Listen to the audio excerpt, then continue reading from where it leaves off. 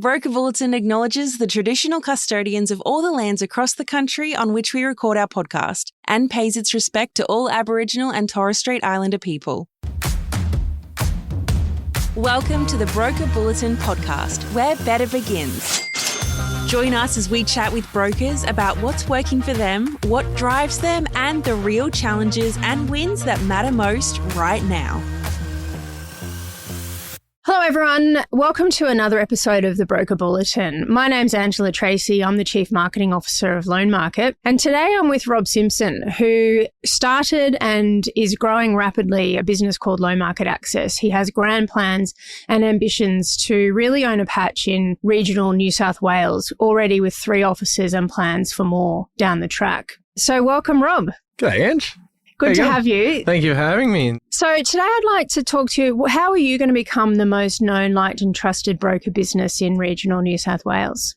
That's a good question. I think really sticking to our core values of why we opened Loan Market initially. So I was blessed with the opportunity to open our first office in Barrel as an understudy back all those years ago, which was great. And we had a key position that, you know, we want to be the most liked, well-known and trusted brokerage firm in that area. So for us, it's very process driven, customer satisfaction, accountability amongst the staff, and consistency as well. So I think that's where we kind of stand true and focusing on those customer results so we can use, like, the customers are our best advocates, really, aren't they? That's right. Yeah. You've got 3 offices now, starting in Barrel, then you expanded to Goulburn and now Bathurst. What's been your expansion strategy? So we opened Barrel more so out of necessity. My wife and I was doing our market research. I was from a retail background. So to me, I was very used to that concept of bricks and mortar. Bricks and mortar is a great strategy for marketing, you know, putting your skin in the game. So we got a lot of opportunities because we did open up fresh with an office day one. So that was great for us. Goulburn was a little bit different. We saw an opportunity. It's only about half an hour, 45 down the road from the other office. Made sense, different dynamic, different customer base. And then Bathurst was recently with a merger acquisition type strategy. So we've had 3 different concepts as to the why we've done what we've done. Our ambition is for every loan market business to be the most known, liked and trusted business in the areas they're wanting to win. What marketing strategies have you put in place to be recognised and top of mind? I think it's a twofold approach. One thing that I'm big on is the brand is bigger than me as the individual broker. So we present our team to the market. So everyone's equal. I think that's really important, especially if you want to grow a brokerage as opposed to, you know, other strategies that we've seen. That's just my personal view. Maintaining consistency in the marketing strategy around, you know, with us, we've recently gotten on board with corporate. So we used to have all these third parties that would run around and do the marketing for us. And what we found was inconsistencies and accountability not being met. So we recently jumped on board with SEO Go Hard, which we've already seen some strong results in a matter of weeks. Again, having multiple locations, you can get a really good breadth of, you know, the impact that can happen. So focusing on that.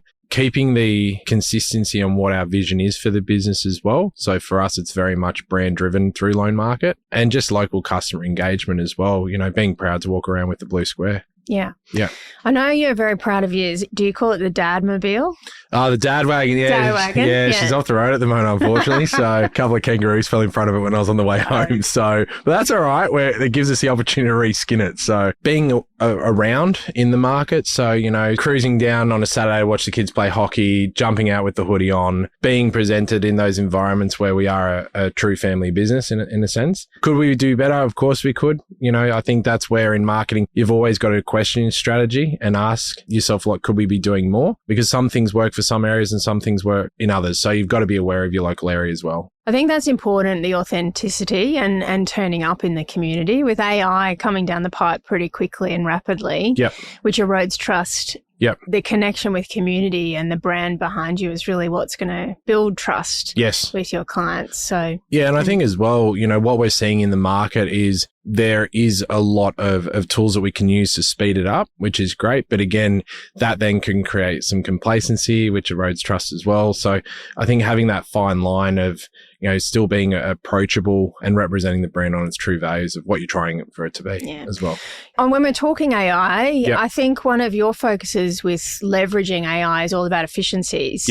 What are you doing in that space to be able to use it to speed you up to provide a better experience for your clients? Well, I take myself personally, I'm not the most literate person in the world. So, we've utilized AI in that sort of space for me personally, which is great. But I think across the team, what it's given them the opportunity to do is reflect on their own processes. And we've always been very good at certain things like, canned responses and all that, but even just simply asking the question or reformat an email, those sorts of things. But again, not crossing the lines into areas that aren't really endorsed by our aggregator and all that sort of stuff. Yeah. In terms of your client acquisition plan, are you working with referral partners? We do. It's not a huge part of the business, which is, again, it's failing on me more than likely, I would assume. Our biggest key thing is we've got a lot of industries within a very, very small catchment, or a lot of players within certain industries. What we want to try and do is add as much value as possible when engaging in referral relationships.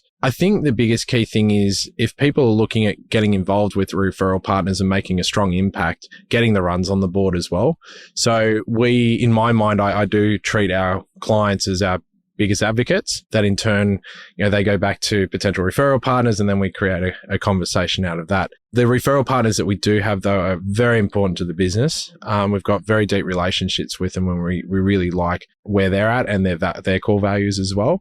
So we try and keep out of it as much as a transactional relationship as where we can. Yeah. So. And mostly real estate agents or more accountants, financial planners? In our world, we are real estate mortgage brokers. That's what we're all about. So, majority of our partnerships are through the real estate agency world and also as well through the building industry. Also, we've got a couple of the builders on the books. Yeah, nice. Yeah. In terms of the client experience that you're offering, you're obviously doing something really right. You're just shy of about 300 5-star Google reviews, which is nuts.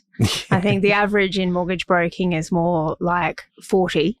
So you're doing very, very well. Yep. What is it about the experience that you're offering to your clients that they're absolutely loving? It's obviously a biased comment, but I think we do a really good customer experience. We're very process driven.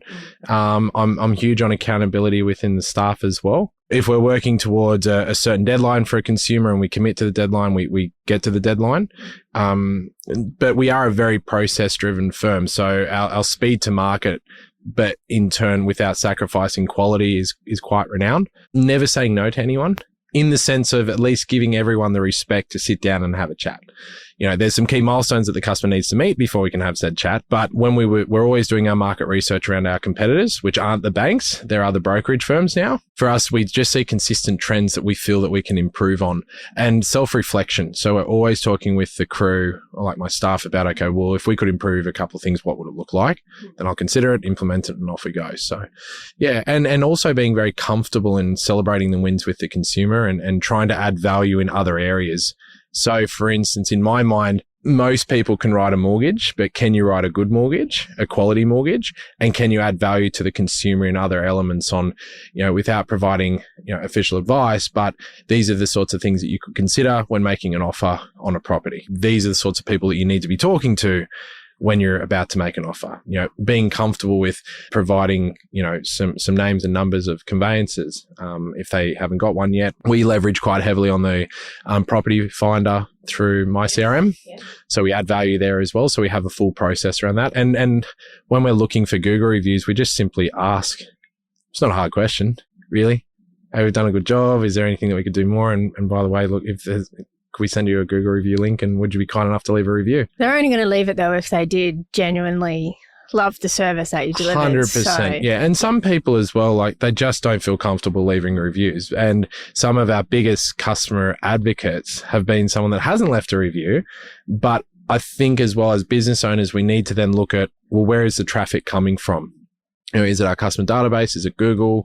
Then as business owners, we can look at our wallets for our marketing spend and say, right, where are we going to dump some of that cash?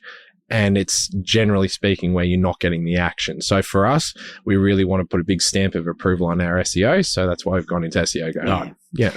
So with 300 5-star Google reviews, I think your NPS score is either 100 or 90 plus 99, which we'll call it plus 99. Let's call it plus 99. Yeah. It's off the charts. Yeah.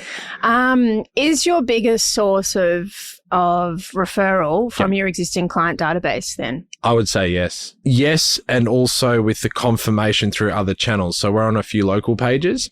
So, if someone says, hey, who's a good local mortgage broker? We've got a bit of a fan base. And in that world, also taking the time to respond. So if we're getting recommended on local pages, I'll sit there and I'll respond to every single one. Every single Google review gets responded to within a reasonable time frame of a day. That's something that myself as a business owner, I've taken on because I enjoy it. I enjoy seeing that feedback and those affirmations from the consumer. With your rapid growth and being regional based, I know it's a real challenge often to find people who work in your team. Yep. How have you done it? How are you finding great talent to work in low market access? Well, we've been very fortunate, especially with our last round, that we've brought on a business. So we've been able to bring on their team. It's definitely creating expectations around culture. It's really hard in regional New South Wales to find staff in general, and I'm sure it's hard to find staff for everyone. The key success stories that we've had in the business, for myself personally, I've brought people in quite green and then trained them around how I expect things to be done and proven the reason as to why. Yeah. So I think as business owners, if we're looking at bringing staff on and then saying this is how I want things done, we'll give them the why. So I call it my little war story, giving them proof. Hey, we do it this way and these are the reasons why. And here's the experience that I had. Yeah, because for a long time, I was on my own. And I had my wife as my sort of CSM, but not from a credit background. So any mistake that could have been made probably was made. Yeah. Yeah. Your wife, Trudy, is a big part of your business. Yes. How do you manage that, mixing family, business, kids? Yep. So I've got my bride, Trudy. She's been there from the start. It was hard. We pivoted out of a particular industry that I needed to get out of. And I was very fortunate to understudy to one of the best in the country, Dan Zarks, which was great. And Trudy, we wanted to pivot, open this business, pregnant with our third. It was wild. So for me, how do we balance? It's very, very difficult because Trudy's been there from day one. So we've had to put a lot of strategies in the house. Robert, put your phone down. I've gone out and got my own personal number now. Those sorts of little things, but still providing time and sitting together and looking at the business. She's still very much intimately involved within the business in the back end, but she has her own job. Her own career. She's a full-time mum. She works from 8 till 5 days a week. So yeah, very busy young woman. It's a big juggle, isn't it? Huge. Life. Yes. Yeah. Yes, very much so, because I'm on the road a fair bit now too. So with, obviously having multiple locations. So, but it's for us, it's the vision for the long-term play too. What is your end play vision? The end game. Yeah. Changes daily at the moment. I believe in loan market. I feel that the vision is very much aligned with what I want, and that's not just for the sake of saying it. It's because I do believe in it. I believe our end game for us will be in this south by southwest regional New South Wales. So, if you're cruising down towards Melbourne and look to the right, that whole neck of the woods, I would love to have that. I think that's great. I think we can add a lot of value to those areas, whether it be through acquisitions or whether it be through startups. I'm not sure. There's been some wonderful people that I've met over the journey. We are an aging industry with mortgage broking, so I think the acquisition thing has been good for us. But again, only time will tell. So yeah, multiple locations, but very, very clear strategies around adding as much value as possible to everyone. I do believe in the bricks and mortar. I think that's a really good piece, even with AI and online and all that. It's still having that opportunity for someone to stroll in and drop off a driver's license to be certified. I still see value in that. I think probably even more so in a regional area where people enjoy and almost need that face-to-face interaction, I'd imagine. Yeah, very much so. Most of our interactions with consumers are still face-to-face for myself, even though I'm traveling a fair bit. Consumers are wanting to speak to us face-to-face. It has changed a little bit with availability and the benefit of digital verification and whatnot, but there is times where our CSMs have had to collect documentation over the counter, and that's completely okay. It is an extra piece of cost of running a business, but I actually treat it as a part of our marketing campaign as well. And I think having those sort of office locations can support, put a bit of a rubber stamp on the credibility of the brand as well. But that's just my experience. I've never been a work from home broker. At Loan Market, we believe, as you know, education is the key to empowerment. Yes. The more people know, the more communities understand how to get ahead financially, the world will be better off. What are you doing to educate your communities in Bowral, Goulburn, Bathurst now on what they need to do to get into the property market or get ahead financially? We could be a lot better. In my mind, we could be doing more functions or whatever it be, but how many minutes are in a day? The way that we've been educating the consumer is through content, but quality content as well. I've put a lot of focus with our appointment. Like, we're very structured in how we do the appointments. So we will take any appointment. So we won't blow a deal up. Even if we know that this thing's not going to fly, give the respect to the customer to sit down with them and then give them the why. And be very visual. So say, for instance, if I am doing an online appointment, I've got my splitties, I'll share my screen and I'll show them the calculator, show them the funding position. Same deal if we're in the offices, I've got TVs in the offices that we kind of throw up all the calculations and that. So it's kind of the education on the fly with the consumer. We know through our market research that a fair few of our competitors won't allow appointments to be made or if in fact there is no clear deal, and that's completely okay. That's their style. It's not mine. So that's how I've been doing it. Could we do it better with events and et cetera? Probably, definitely, because we've seen the success through the rest of the network. I know it's a challenge to get going because sometimes it's like putting on a party and you're not sure anyone's going to come. Yes, exactly. But it is important, to do that. Finally, we're at Loan Market about finding those 1%ers that can help you improve every day just to continue to be better. Loan Market is very proud of the quality of brokers in our network. Yeah. And we're always looking to find that little bit where we can just continue to lift the bar. What's your advice on 1%ers, or what are some of the 1%ers you found to be better? For me, a lot of it's self-reflection. I picked up this quote a little while ago.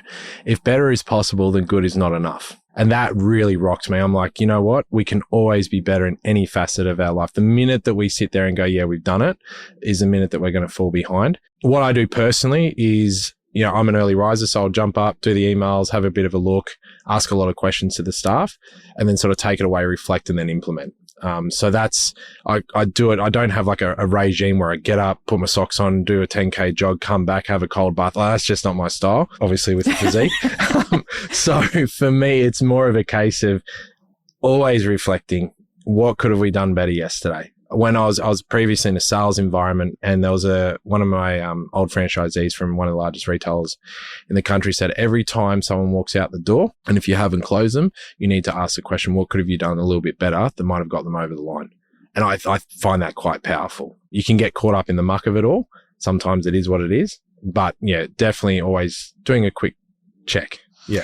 It comes across. Every time I talk to you, you're always looking at how we can do things better. You're always challenging status quo and trying to find slight improvements. So it definitely comes across. Thank you. Yeah. Appreciate that. Yeah. So we'll wrap up there. A couple of major takeouts for me today, Rob, was one, you feel or you know that the brand is bigger than you, and to build a business at the end of the day that's not heavily relying on you as the sole person in it is your strategy really for growth.